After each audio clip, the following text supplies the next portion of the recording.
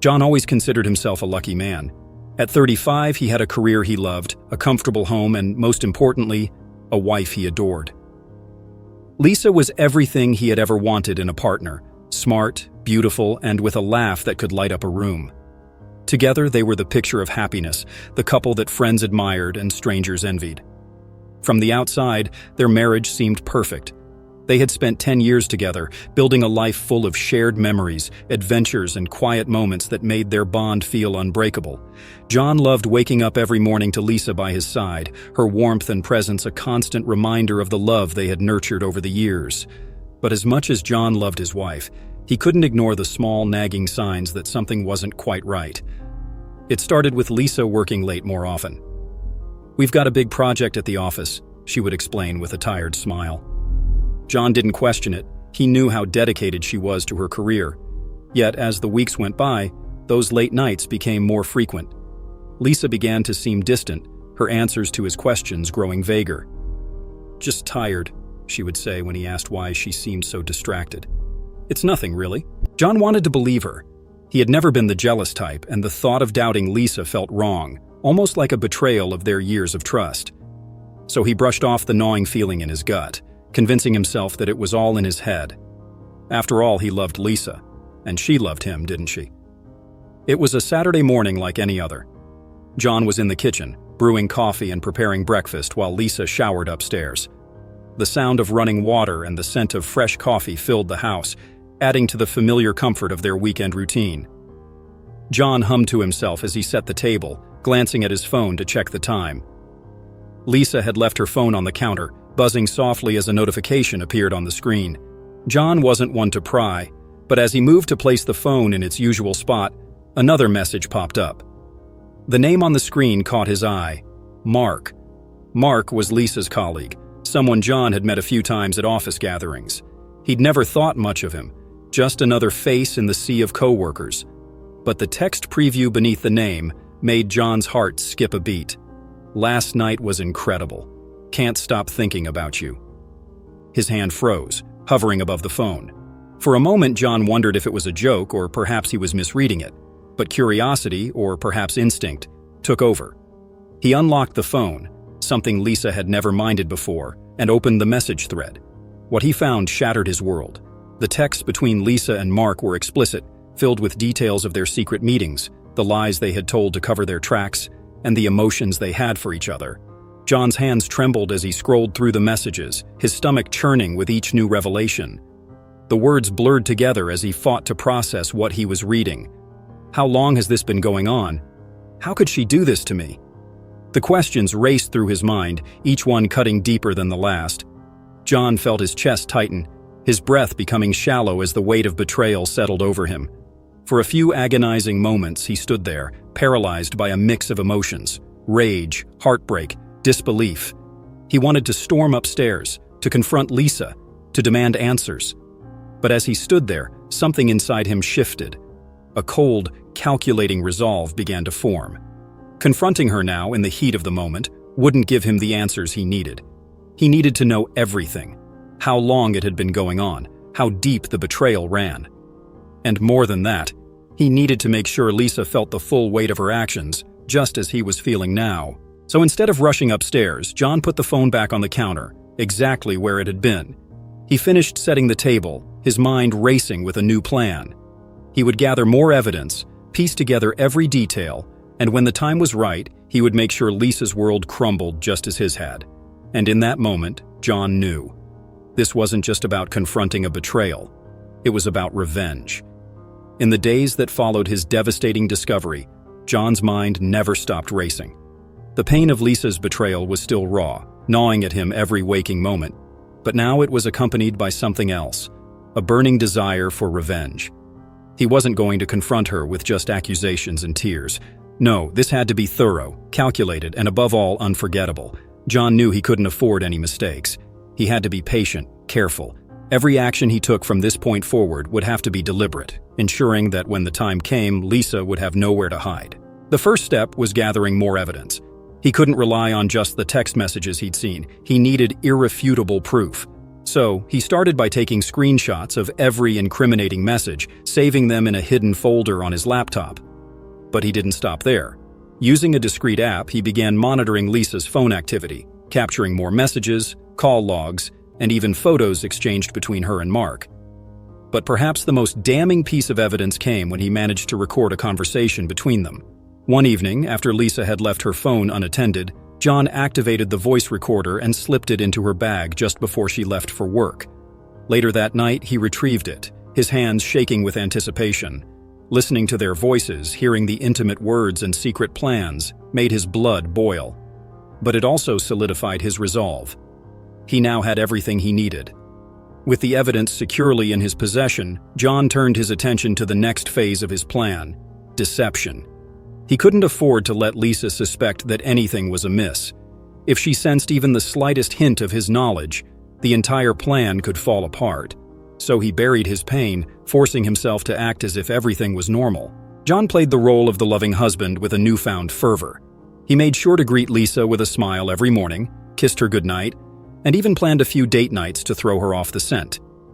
Each affectionate gesture, each moment of closeness, was a bitter pill to swallow, but John knew it was necessary. The better he played his part, the sweeter his revenge would be. The final piece of the puzzle was the setting, the place where he would deliver the crushing blow.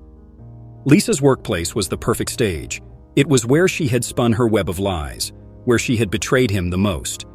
And it was there, in front of her colleagues, that she would face the consequences of her actions. John carefully crafted his approach. He called Lisa's office, pretending to be planning a surprise visit. "I'm thinking of dropping by with lunch and some flowers for my beautiful wife," he told her secretary with a chuckle. The secretary, charmed by his apparent devotion, readily agreed to help him keep it a secret. With everything in place, John selected the day, Lisa's birthday. The irony wasn't lost on him. A day that was supposed to be about celebration and joy would become the day her entire world collapsed. He made sure to order the most beautiful bouquet of flowers along with a gift box. But instead of the romantic gift she would be expecting, the box would contain the evidence of her betrayal, a dossier of screenshots, printed messages, and a copy of the recorded conversation. As the day approached, John felt a strange calm wash over him. The pain and anger were still there, but they had been channeled into something powerful, something he controlled. He was no longer just the betrayed husband. He was the architect of his wife's downfall, and when the moment came, Lisa would never see it coming. The day had finally arrived. John woke up early, his heart pounding with anticipation. Today was the day that Lisa would face the consequences of her actions, and he would no longer be the only one bearing the weight of her betrayal. He took extra care in getting ready, choosing a crisp shirt and a tailored jacket, the image of the devoted husband who was about to surprise his wife on her birthday. But beneath the polished exterior, a storm of emotions brewed: anger, satisfaction, and a cold determination. He picked up the bouquet of flowers from the florist, the vibrant colors contrasting sharply with the darkness of his intentions. The gift box, elegantly wrapped in silver paper, sat on the passenger seat as he drove to Lisa's office. Inside, it held not jewelry or a token of love, but the evidence that would shatter her carefully constructed facade. As John walked into the building, the receptionist greeted him with a warm smile. "You're here to surprise Lisa? That's so sweet," she said, her voice full of admiration. John smiled back, a polite and practiced expression, as she directed him to Lisa's floor. The elevator ride felt interminable, each floor bringing him closer to the moment of truth. When the doors finally opened, John stepped out into the bustling office, the hum of workday activity buzzing around him. He spotted Lisa's desk near the window, where she sat, engrossed in her computer, oblivious to the storm about to descend upon her. Lisa looked up as he approached, her eyes widening in surprise and then softening in what seemed like genuine affection. "John, what are you doing here?" she asked, standing to greet him. Her colleagues turned to look, curious about the unexpected visit. "Happy birthday, darling," John said, his voice steady, betraying none of the turmoil beneath. He handed her the flowers, watching as she smiled and accepted them, clearly pleased by the gesture. Then, he held out the silver-wrapped gift box. "I got you something special." Lisa's smile faltered for a brief second, a flicker of something unease perhaps, crossing her features. But she quickly recovered, taking the box from him. "You didn't have to do all this," she murmured, her voice touched with what she must have thought was gratitude. John stepped back slightly, giving her space as she began to unwrap the gift. The office had grown quieter, with several of her colleagues now watching the scene unfold, drawn in by the romantic display. Lisa removed the lid from the box and reached inside. Her expression shifted in an instant. The color drained from her face as she pulled out the stack of papers, screenshots of her texts with Mark, printed copies of their emails, and a USB drive containing the recorded conversation. Her hands began to tremble as she realized what she was holding. What is this?" she stammered, her voice barely above a whisper, the shock and horror clear on her face. John didn't flinch. He looked her straight in the eyes, his voice calm and measured. "It's all the proof of your affair with Mark. Every lie you've told, every secret meeting, every betrayal. It's all in there, Lisa. I thought your colleagues should know the truth about who you really are." A gasp rippled through the office as Lisa's coworkers exchanged stunned glances. The room fell into a tense silence, the air thick with disbelief. Lisa looked around, her eyes wide with panic as she realized there was no escape, no way to explain away the evidence in her hands. "John, please," she started, her voice cracking, but he cut her off. "Don't," he said, his tone icy. "You made your choices, Lisa. Now you get to live with the consequences." He turned to leave, the satisfaction of his revenge washing over him as he walked past her shocked colleagues. Whispers and murmurs followed him as he exited the office, but he didn't look back. He didn't need to. The damage was done. Outside, John took a deep breath, the crisp air filling his lungs. For the first time in weeks, he felt a sense of peace, of closure. Lisa's life had crumbled just as his had, and now he was free to move on, leaving the wreckage behind. The days following the public exposure were nothing short of catastrophic for Lisa. The once confident and well-respected woman who had held her head high in the office now found herself the subject of relentless gossip and ridicule. Whispers followed her wherever she went, eyes full of judgment and scorn trailed her every move.